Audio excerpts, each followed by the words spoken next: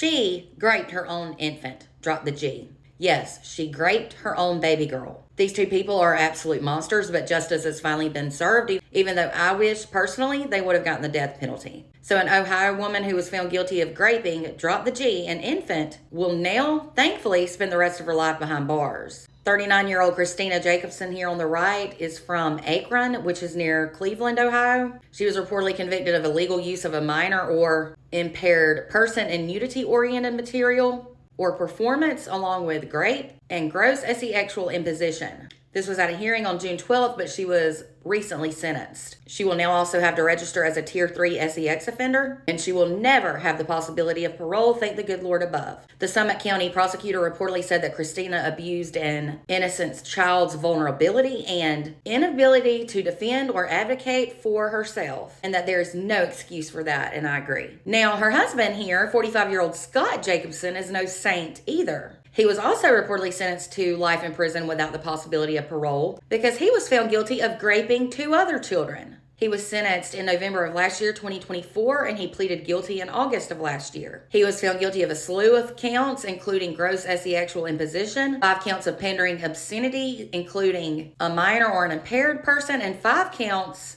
of pandering sexually oriented matter involving a minor. According to reports from the state of Ohio, that charge includes material showing a minor being involved in some type of sexual activity. Unreal. It was said the victims were under the age of 13 years old at the time of the abuse. The abuse took place between December of 2011 to December of 2015, and another time of the abuse occurred between April and May of last year, 2024. Thank goodness they were finally busted. I read that Christina would often post pictures of small children on her page, and that is terrifying to think about. Thank heavens justice was served in this case. How people can do this to any child, I will never understand. But your own child, a baby?